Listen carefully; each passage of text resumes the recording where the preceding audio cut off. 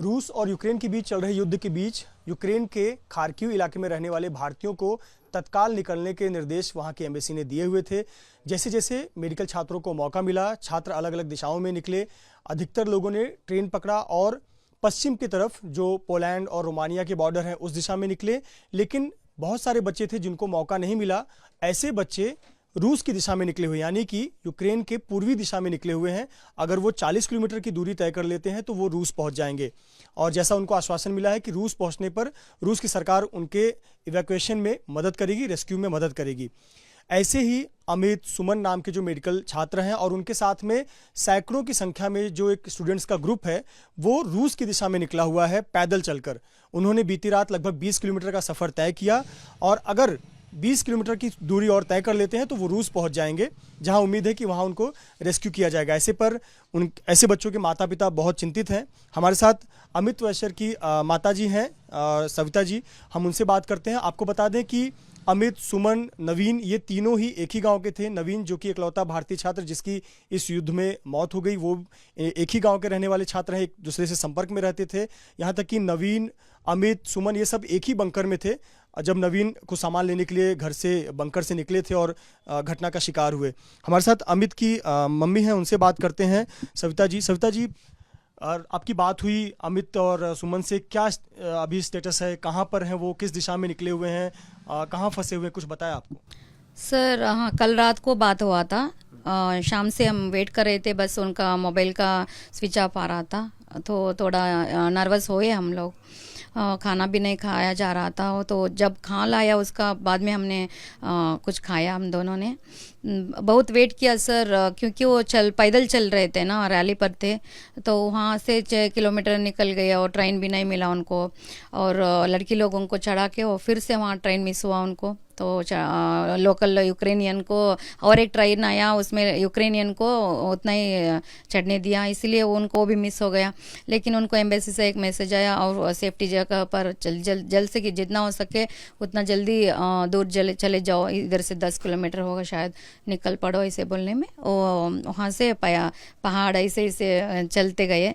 बाद में उनका कुछ खाया नहीं ना, 7 दिन से कुछ नहीं खाया उन्होंने, तो सबको एकदम माइनस है ना वहाँ पर अभी डिग्री, तो इसीलिए उनको चढ़ा नहीं जा रहा था। बैग सब उधर ही सट के, क्या बोलते हैं, बैग छोड़ दिया वहाँ पे सबका बैग। उनके पास अब कुछ नहीं, कपड़े नहीं, कुछ नहीं है, वहीं पे छोड़ दिया और आगे चल पड़े। अभी 20 किलोमीटर उन्होंने रात को चला है सर।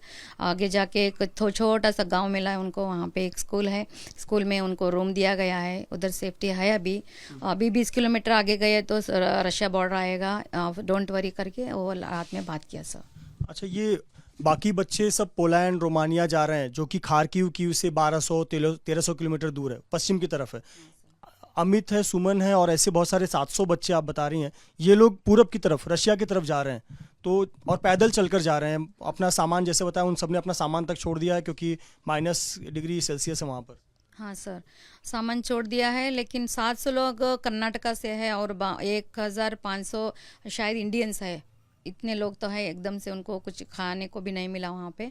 अब वहाँ से क्या होगा देखना है। मैं मोदी जी को रिक्वेस्ट करती हूँ, एक स्टूडेंट के साथ तो वो बातचीत करे, क्योंकि हमारे साथ बात करने से कुछ नहीं होगा सर। जब हमारा उनका फ़ोन आता है हम वो सुनते हैं, हम आपको बताते हैं, आप टीवी पे वही बताते हो, लेकिन समय मोदी जी सर क्या कर रहे हैं मुझे पता नहीं चल रहा। एक बच्चे एम्बेसी से एक नंबर लेके कैसे हो, कहाँ पे हो, मैं वही रिक्वेस्ट करूँगी आज तो, अभी तो।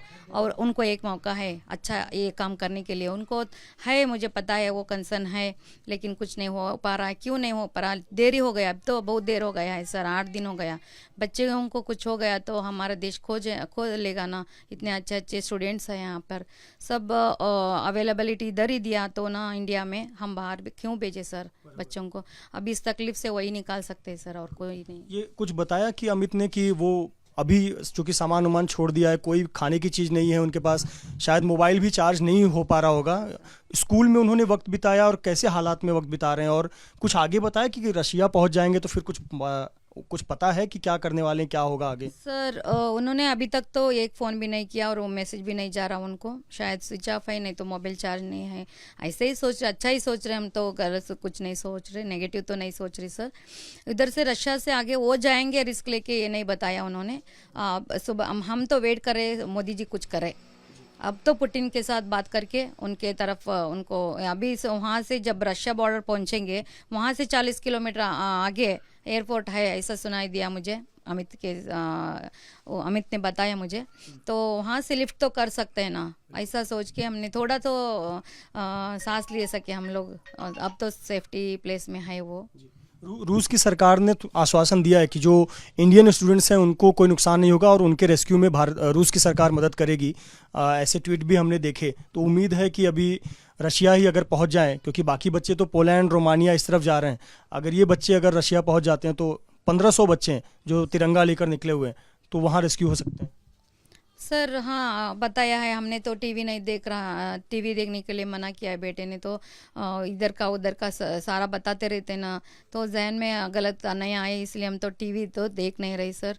जो वो बोलता है वही सुन रहे हैं। रूस ने बताया वो हेल्प मदद करेंगे, आगे देखेंगे सर क्या होता है। वेट कर रहे हैं, एक मिनट भी हमारे लिए भारी पड़ रहा है सर। I request you sir, Modi ji sir, कुछ तो अब करो सर, बस सर। बिल्कुल। देखिए ऐसे बहुत सारे स्टूडेंट्स हैं जिनके माता पिता यही फरियाद कर रहे हैं कि प्रधानमंत्री नरेंद्र मोदी कुछ करें, कोई कदम उठाएं, रूस से बात करें, यूक्रेन के प्रतिनिधि से बात करें और प्रयास करें कि जो बच्चे फंसे हुए हैं उनको सुरक्षित निकाला जाए, सुरक्षित भारत लाया जाए। बहुत सारे बच्चों को लाया गया है भारत, लेकिन अभी भी बहुत सारे बच्चे हैं जो वहाँ संघर्ष कर रहे हैं, अपने स्तर पर प्रयास कर रहे हैं कि वो बॉर्डर तक पहुँचें और वहाँ से उनको रेस्क्यू किया जाए। ऐसे पे हर माँ बाप, उनकी धड़कनें तेज हो रही हैं क्योंकि हर एक मिनट भारी है और जैसे जैसे युद्ध की तीव्रता बढ़ती जा रही है, उनकी चिंताएं बढ़ती जा रही हैं। लगातार सभी प्रार्थनाएं करें कि सभी बच्चे सकुशल अपने देश भारत लौटें। कैमरामैन प्रसन्ना के साथ मृत्युंजय सिंह, एबीपी न्यूज़, कर्नाटक।